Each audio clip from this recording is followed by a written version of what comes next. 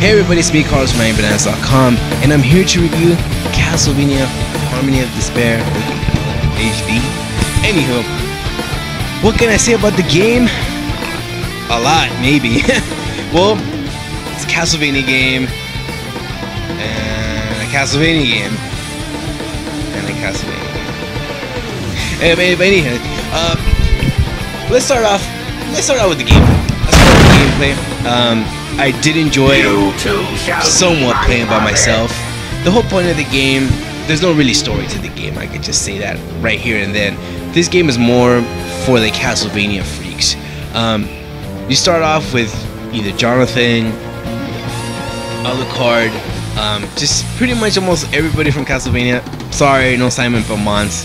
I don't know. There is a downloadable content, and I do hope Simon comes back.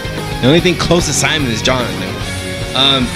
You start off, you have 6 maps to go ahead and finish under 30 minutes, by the way. I would say trying to beat it and just one person and not having anybody else would be meaningless. This game actually requires you to play with more than one person.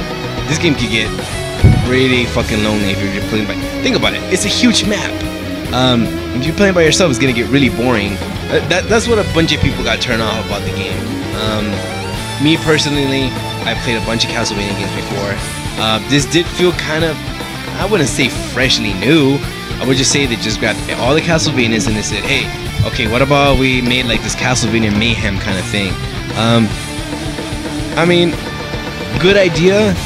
Although if you're gonna play a first person, just one player, poorly executed. This is a game you have to play multiplayer in order to enjoy it.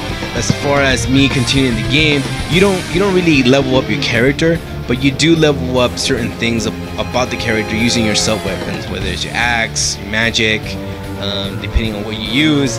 It increases over time. You keep using it, so it actually makes you use the sub weapons instead of playing the old school Castlevania games where you kind of hardly use them, and you'll probably use more of the main weapons like your whip or your axe or whatever. So the game kind of like, that's the only backdrop to it as far as you playing it constantly.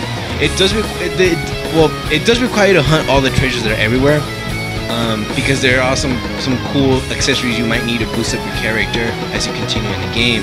And it doesn't matter where you're at any point. If someone opens a treasure chest, everybody gets a cut of what the treasure chest is. That person might get the rare one, but you might get maybe a second rare thing if someone opens a rare box. Okay, but I mean, it's like first dibs. So everybody's gonna go straight for those fucking treasure chests.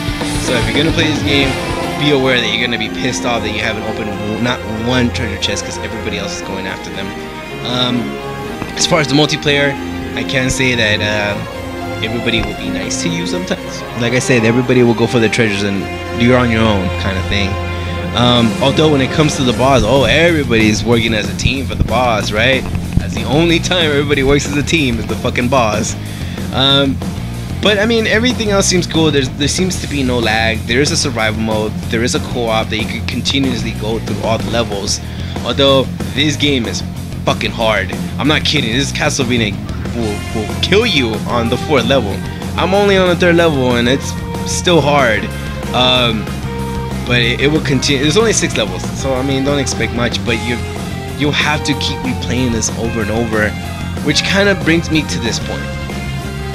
I like that you have to replay. All Castlevanias require you to replay everything or go through a level more than once to get something. Although when you have 5 people, it goes a little bit more faster. But if you're just gonna play by yourself, don't get this game. This game is not for just one person to play. This game actually requires you to play with everybody else. And as far as like you could, the one other complaint I can have is that you can't trade items with other players. Come on, the DS had that. How come you can't add this to an XBLA game? It's so fucking simple. You add a shop, open it, leave the items you don't want. Someone can trade them or buy them off of you, get some money out of it. It's just some minor things that they could have. There's so much they could have done in this game, and yet they look like they probably hold back a couple things back. Not adding double months, not adding the shop feature that was required, that was actually available for Portrait of Ruin. I don't know why this wasn't available here.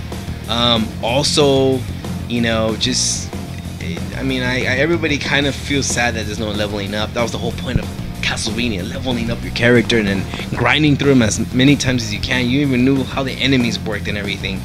But in the end, you know, the sound is good, the visuals are okay. I do hate the sprites on the game. Replayability, I would say, if you know a couple of friends, your pals that are too down for Castlevania and they're Castlevania freaks and they play Castlevania, then yes, maybe it's kind of worth it. But if you never play a Castlevania game, I just right now at this moment, go fucking buy a DS and pick up Portrait of Ruin, go pick up just any of the DS titles, and they're way better worth a first player experience than this. I would just tell you flat out. But in my sense, I like it, but I don't feel like it should be a one-player game whatsoever. You have to play multiplayer. But I would say demo it. I got it, and I still kind of enjoy it. Other people may say that they don't, like they probably hate the shit out of it. But in the end, guys, it's really up to you. I would say get it. If you're a super hardcore Castlevania fan like I am, I'm a big dork.